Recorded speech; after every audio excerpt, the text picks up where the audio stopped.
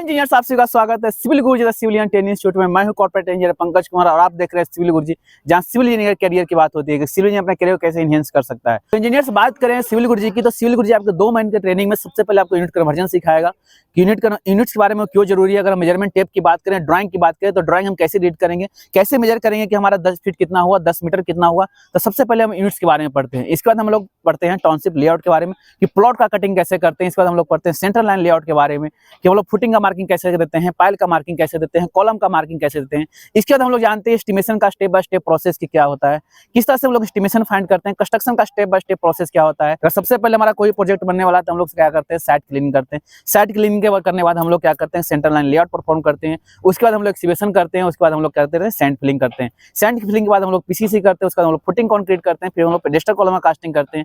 इसके बाद हम लोग बैक फिलिंग करते हैं। फिर ऑनलाइन ब्रिकवर्क करते हैं। फिर ग्राउंड बीम करते हैं। फिर हम सब स्ट्रक्चर का पूरा पार्ट कंप्लीट करते हैं। इसके बाद हम लोग सुपर स्ट्रक्चर के पार्ट में जाते हैं। इंजीनियर बात करें तो इसके बाद हम लोग एस्टिमेशन के बाद हम लोग सीखते हैं ऑटोकैड। ऑटोकैड में हम लोग सीखते हैं प्लानिंग बनाना, सेक्शन बनाना, एलिवेशन बनाना और सबमिशन ड्राइंग बनाने के बारे में। सबमिशन ड्राइंग हम लोग किस तरह से बनाते हैं। उसके बाद हम लोग सीखते हैं वास्तु के बारे में। वास्तु के अनुसार हमारा बेडरूम कहाँ होना चाहिए, किचन कहाँ होना चाहिए, टॉयलेट कहाँ होना चाहिए, ये सब सारी चीजें हम लोग सीखते हैं। इसके बाद हम लोग बात करें तो हम लोग क्वांटिटी सर्वे सीखते हैं। क्वांटिटी सर्वे के बाद हम लोग सीखते हैं बीबीएस के बारे में कि हमारे एनफोर्समेंट से रिलेटेड हर एक डिटेल हम लोग बीबीएस में जानते हैं। कॉलम में लैब कहाँ पे देना चाहिए, कॉलम में बार प्लेसिंग कैसे करते हैं, बीम में लैब कहाँ पे देना चाहिए, बीम में बार प्लेसिंग कैसे करते हैं, 1 बेस लैब क्या होता है, 2 बेस लैब क्या होता है, स्टेयर में हम लोग कैसे हम लोग बार का प्लेसिंग करते हैं, छज्जा में हम लोग बार का प्लेसिंग कैसे करते हैं। इसके बाद हम लोग सीखते हैं हम लोग सर्वे के बारे में कि ऑटो लेवल के यूज से हम लोग क्या करते हैं, हम लोग लेवल को ट्रांसफर कैसे करते हैं, कटिंग फिलिंग कैसे निकालते हैं, एवं बिल्डिंग का हाइट कैसे निकालते हैं, प्रोफाइल लेवलिंग हम लोग कैसे करते हैं।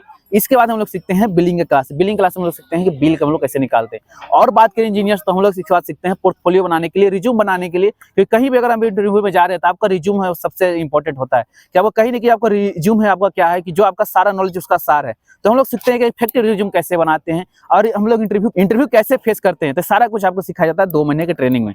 तो आइए अपने इंजीनियर से मिलते हैं कि ट्रेनिंग करने के दौरान कैसा फील हो रहा है, किस तरह से यहाँ ट्रेनिंग ले रहे हैं। आज अपने ट्रेनिंग से पूछेंगे कि क्लास में क्या क्या सीखे, किस तरह से सीखे और सीखने के बाद कितना मजा आ रहा है, कितना नॉलेज में इनहेंस हो रहा है। तो आइए अपने ट्रेनिंग से मिलते हैं और जानते हैं सिविल गुरुजी के बारे में। सिविल गुरुजी 2 मंथ की ट्रेनिंग में क्या क्या सिखा रहे हैं। तो यहाँ पे हमारे जो ट्रेनिंग इंजीनियर्स हैं, तो ट्रेनिंग इंजीनियर सबसे पहले बताइएगा अपने व्यूअर्स को नाम बताइएगा और कहाँ से ट्रेनिंग करने के लिए आए हैं पटना में। मेरा नाम आदित्य कुमार है और मैं गोदावड़ में रहता हूँ, ये पटना में, और मैं ट्रेनिंग करता हूँ। तो सिविल गुरुजी में आने के बाद आपने क्या क्या सीखा है।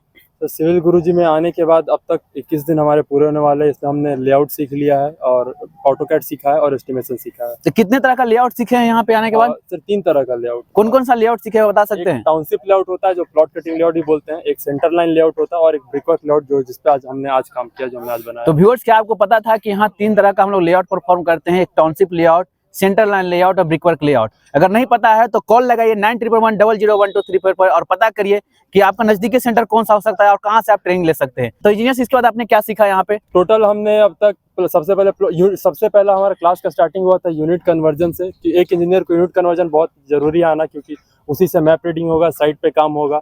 और उसके बाद हमने फिर प्लॉट कटिंग सीखा है। उसके बाद हमने एस्टिमेशन सीखा है।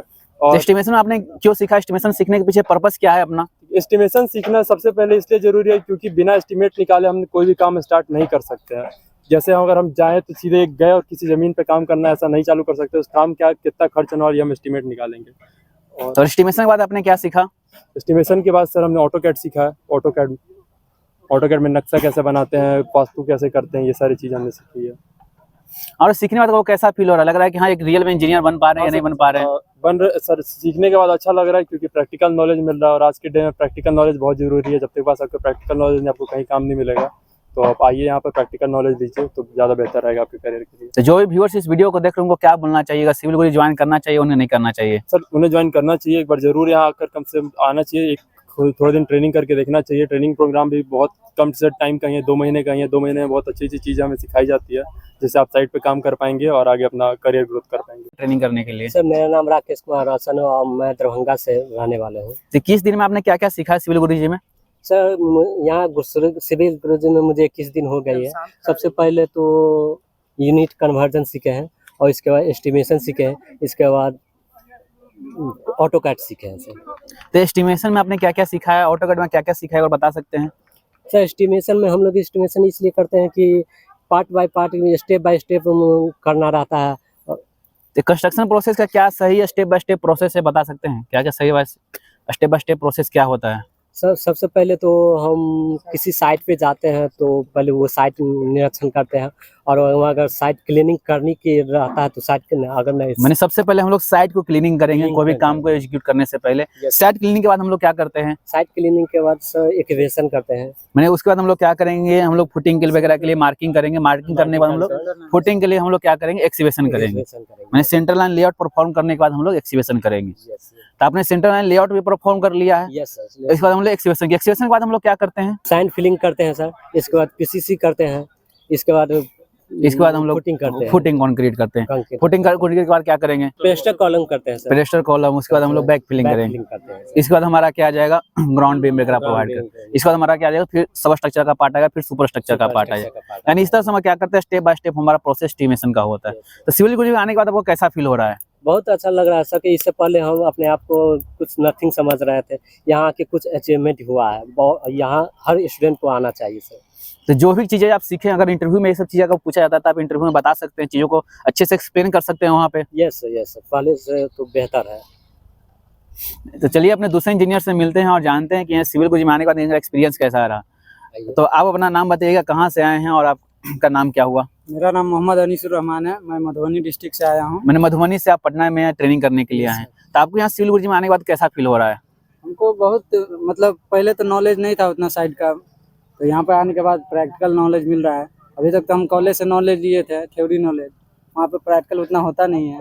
यहाँ पे आने के बाद प्रैक्टिकली सब चीज़ समझाया जा रहा है, तो बहुत अच्छा लग रहा है। तो बता सकते हैं प्रैक्टिकल नॉलेज सिविल इंजीनियर के लिए कितना जरूरी है? प्रैक्टिकल नॉलेज सिविल इंजीनियर के बहुत ज़रूरी है, क्योंकि हम साइड पे जाते हैं तो हमको सब चीज़ प्रैक्टिकली मिलता है, वहाँ पे थ्योरी से देखने को नहीं मिलता है। इसलिए हम लोग को प्रैक्टिकल नॉलेज लेना बहुत जरूरी है। मैंने एक सिविल इंजीनियर को थ्योरी नॉलेज से ज्यादा आपको प्रैक्टिकल नॉलेज होना चाहिए, क्योंकि साइड पे जाते हैं तो प्रैक्टिकली चीजों को क्या करते हैं? वर्क को एग्जीक्यूट करवाते हैं। तो इसलिए प्रैक्टिकल नॉलेज बहुत ज्यादा जरूरी है। तो सिविल इंजीनियर में आप आने के बाद प्रैक्टिकल नॉलेज क्या क्या सीखे हैं? सिविल इंजीनियर में प्रैक्टिकल नॉलेज सबसे पहले हम लोग आए तो ये एस्टिमेशन किए हैं, एस्टिमेशन लेआउट किए हैं। उसके बाद आज ब्रिक वर्क लेआउट कर रहे हैं, पोजीशन सब चीज़ दिखाए हैं यहाँ पर। तो आपको लग रहा है कि हाँ सिविल इंजीनियर में आने के बाद आपका फैसला सही साबित हुआ? यस सर, पहले तो हम नहीं जानते थे कुछ, आने के बाद बहुत चीज़ हम सीखे हैं, तो इसलिए हमको लग रहा है ये। चलिए बहुत बहुत। अगर इंजीनियर आप भी इसी तरह से अगर प्रैक्टिकल नॉलेज लेना चाहते हैं तो ज्वाइन करें सिविल इंजीनियर प्लेटफॉर्म को, कॉल लगाइए 9111001234 पे और पता करिए अपने सपनों की जॉब कैसे पा सकते हैं। तो इंजीनियर मिलते हैं इसी के साथ, तब तक के लिए जय हिंद, जय भारत।